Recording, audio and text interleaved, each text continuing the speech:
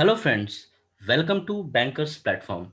Today we'll discuss memory recall questions of bank promotion exam, and these questions are asked in various bank promotion exam. So friends, please like this video, share this video with your friends who are preparing for bank promotion exam, and subscribe to our channel if you have not subscribed. So friends, before starting, please write 1 to 20 counting on your notebook and give the answers of the questions yourself and check your preparation level and share your score in the comment section. These memory recall questions are asked in bank promotion exam of various banks. So let's start with our first question. What is the IMPS transaction limit? Our options are 10,000, 20,000, 1 lakh, 2 lakh. Let's see what is the right answer, and the correct answer is D. That is 2 lakh rupees. So the limit of the IMPS is 2 lakh rupees. Our next question is, what is the maximum loan amount that can be given in DRI for SC/ST for housing purpose? So friends, for housing purpose, how much a maximum amount that we can give this for DRI scheme? So our options are 10,000 rupees, 20,000 rupees, 50,000 rupees, 1 lakh rupees. Let's see what is the correct answer, and the right answer is B, that is 20,000 rupees. So DRI is differential rate of interest. Let's see our next question, question number 3. Amount debited but money not received by customer. In this case, within how many days banks has to reverse the entry? So friend, this question is related to ATM. So it is regarding ATM. From ATM, if the amount is debited from the account but money is not received by the customer from the ATM, so within how many days bank has to reverse the entry? Our options are T plus 2 days, T plus 5 days, T plus 7 days, T plus 10 days. Let's see what is the correct answer, and the right answer is B, that is T plus 5 days. So friends, if this amount will not be reversed, then there will be a penalty of 100 rupees per day on the bank if they don't return this amount. Let's see our next question, question number 4. A card holder can withdraw cash up to rupees dash per day per card in tier 3 and 4, 6 center, tier 3 to 6 center. At tier 1 and 2 center, the withdrawal limit is rupees dash per day per card through POS. So friends, as you know, from POS, that is point of sale device also, we can withdraw the money. So what is the limit? So our options are 2,000 and 1,000, 1,000 and 2,000, 5,000 and 10,000, 10,000 and 5,000. So here you have to give two answers. First is for the cities that comes under tier 3 to 6 center, and another is tier 1 and 2. So let's see what is the right answer, and the correct answer is A, that is 2,000 for the tier 3 to 6 center, and for tier 1 and 2 it is 1,000. Because friends, as you know, tier 1 and 2 centers, in these centers a lot of ATMs are available, so the limit is kept 1,000, and 2,000 is the limit for other centers. So this question has come in the bank promotion exam, and it is a very important question. So let's see our next question, question number 5. What is the minimum annual income of the applicant applying for PMEGP loan? So friends, if somebody is applying for PMEGP loan, so what should be the annual income of the applicant? So our options are 2.5 lakh per annum, 4 lakh per annum, 5 lakh per annum, none of the above. So let's see what is the correct answer. And the right answer is D, that is none of the above. So friends, as you know, this PMEGP, Prime Minister Employment Generation Program. So under this program, somebody can start a new business also, that can be a startup. So it is not a criteria. If a person is earning nothing but he is having a capability to run a business which can be given under PMEGP, we can give the loan to that person. So there is nothing like a minimum annual income criteria for the applicants. Okay, let's see our next question, question number 6. TDS applicable on interest income of senior citizen deposit above rupees dash. So how much in that interest amount will be there, then the TDS will be deducted for the senior citizen deposit. So our options are 20,000 rupees, 40,000 rupees, 50,000 rupees, and 60,000 rupees. So let's see what is the right answer, and the correct answer is C, that is 50,000 rupees. So if the interest income of a senior citizen in a financial year increase by 50,000 rupees, then the TDs will be applicable. And in general, the threshold limit is 40,000. Let's see our next question. Question number 7. Maximum collateral free loan is up to dash under PMEGP scheme. So up to what amount we can give the loan? That is collateral free loan under PMEGP scheme. So friends, PMEGP scheme is a very important scheme, and we have seen many questions are asked. 4 to 5 questions are asked in this bank promotion exam from this scheme, and we have already made a separate video for this PMEGP scheme. So we'll provide the that link in the I button so that you can visit to that video and clear your doubts regarding PMEGP scheme, and it will be very helpful for you in the exam. And let's see what is the correct answer here. Our options are 50,000 rupees, 1 lakh rupees, 5 lakh rupees, 10 lakh rupees. Let's see the right answer, and the correct answer is D, that is 10 lakh rupees. So 10 lakh rupees is the correct answer. So up to 10 lakh we can give the loan under PMEGP, that is collateral free. Let's see our next question. Question number, that is 8. Okay, DICGC insurance premium is paid by. So who pays the DICGC insurance premium? Our options are Government of India, RBI, banks, and customers. Let's see what is the correct answer. And the right answer is C, that is banks. So as you know, banks are paying the fee for the insurance premium of the DICGC. Let's see our next question. Our next question is, what is the maximum coverage of insured deposit under DICGC? Our options are 1 lakh rupees, 2 lakh rupees, 5 lakh rupees, 10 lakh rupees. Let's see what is the right answer, and the correct answer is 5 lakh rupees. So any person is having a deposit with the bank, so up to 5 lakh rupees he will have the coverage of DICGC. So friends, this is the circular of RBI on 4th February 2020. So Deposit Insurance and Credit Guarantee Corporation. This is the full form of DICGC. As you know friends, nowadays many abbreviations are asked in the exam. So you should be very thorough with all the abbreviations which you are coming across in your day to day also, and while going through your study material. So here we can see DICGC. So the full form of DICGC is Deposit Insurance and Credit Guarantee Corporation. Increases the insurance coverage for depositor in all insured banks to 5 lakh. So it is happened on 4 lakh. Earlier this was 1 lakh rupees, and now it is 5 lakh rupees. So let's see one more point, that is the premium, the premium that we are paying. So there is an increase in the premium. Earlier the premium was 10 paisa per 100 rupees, but now premium will be 12 paise per 100 of accessible deposits per annum. So this is the update, and it is an old update, but questions are being asked from here. So let's see our next question.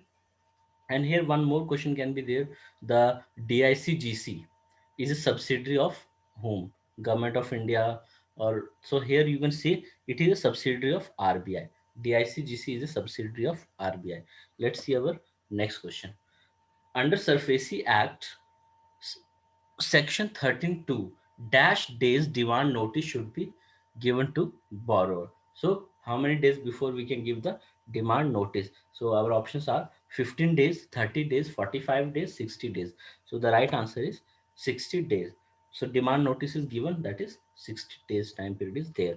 Let's see our next question. Question number 10. If counterfeit notes are detected up to dash, then monthly report should be submitted to police. So our options are up to 2 notes, up to 4 notes, up to 5 notes, and up to 6 notes. So let's see what is the right answer, and the right answer is B, that is up to 4 notes. So if up to 4 notes counterfeit notes are detected, so then we have to send the monthly report. And if more than 4 notes are there, then we have to immediately report to the police regarding this. And questions are asked from this portion also, related to mutilated notes and counterfeit notes. So let's see next question. Question number 11. Forensic audit is to be done for NPAs of rupees dash crore and above.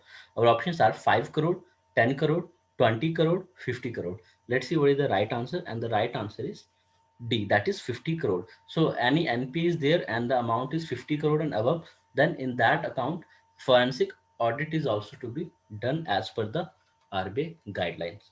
Let's see our next question. Question number 12.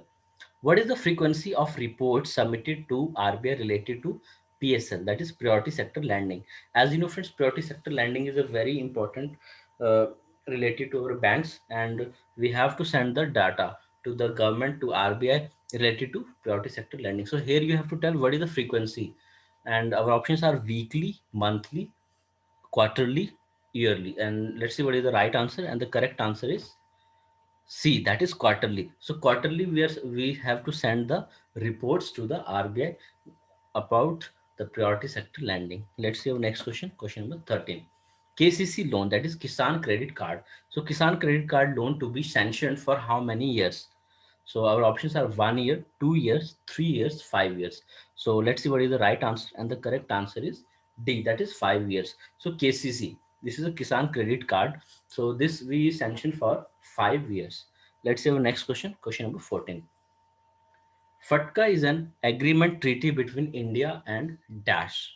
Our options are European countries, USA, China, Pakistan.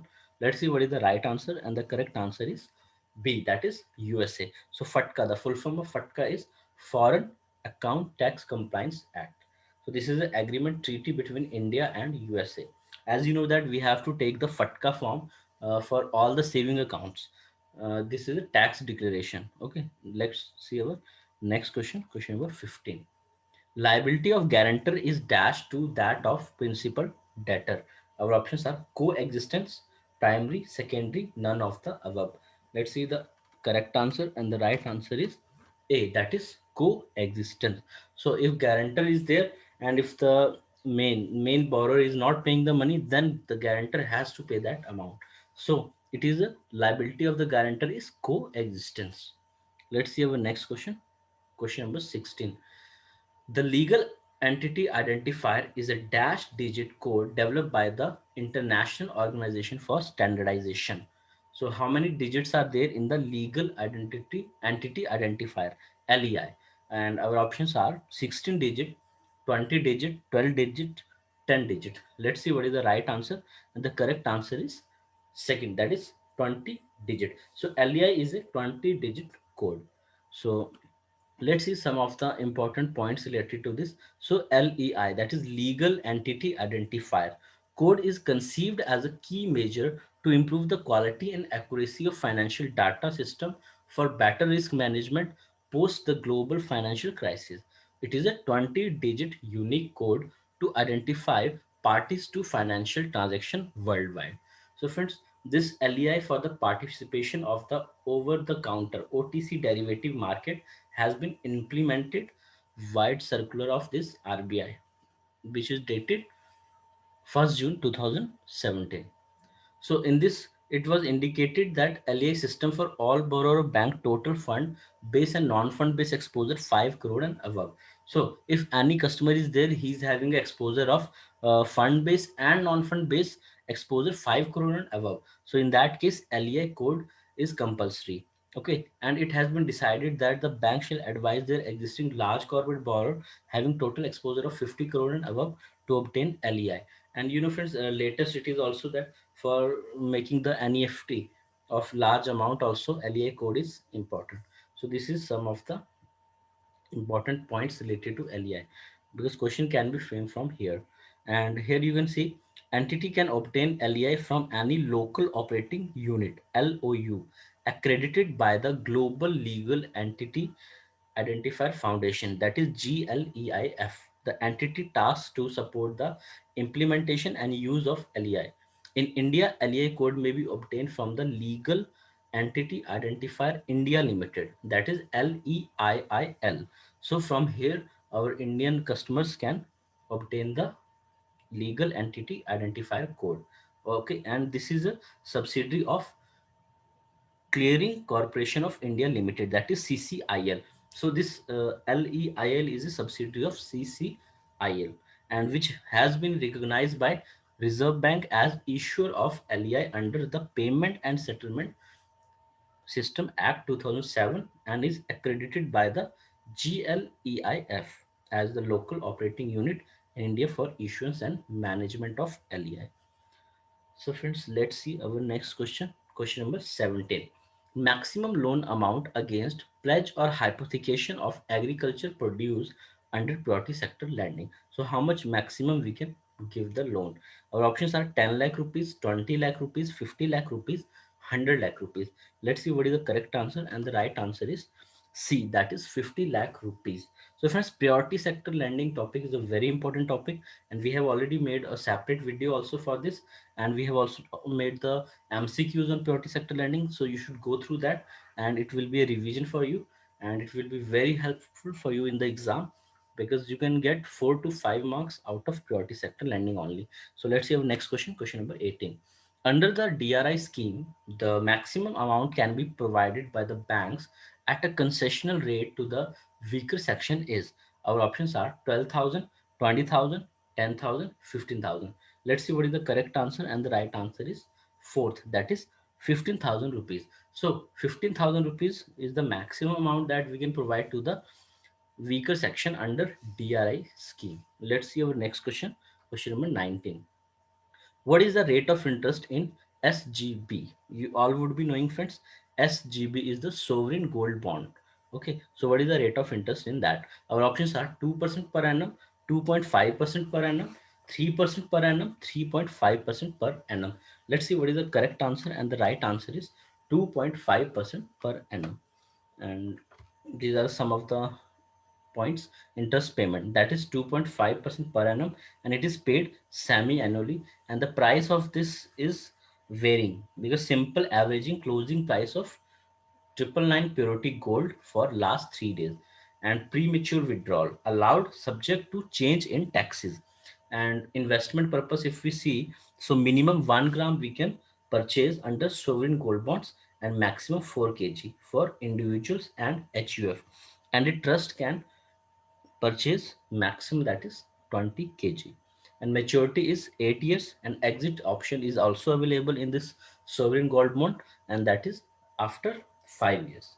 Okay, and for taxation, capital gain exempted after 5 year, interest is taxable. So whatever the interest we are getting on this sovereign gold bond, that is uh, taxable, but the capital gain if you're getting, that is exempted after 5 years. Okay, so friends, this is some point related to sovereign gold bonds. And let's have a next question, question number 20. That is, what is the full form of UIDAI? And our options are Unique Identification Aadhaar of India, Unchanged Identification Authority of India, Universal Identification Aadhaar of India, Unique Identification Authority of India. So let's see what is the correct answer, and the right answer is D, that is Unique Identification Authority of India. So friends, this is a set of 20 questions, and I hope so you're benefited from these questions. So friends, thank you. Thanks for watching, and please like this video if you're benefited from this video, and also share this video with your friends who are preparing for bank promotion exam, and subscribe to our channel if you have not subscribed. And friends, you can go through our previous videos and the playlist where we have already updated more than 1000 questions. So thank you friends, have a nice day.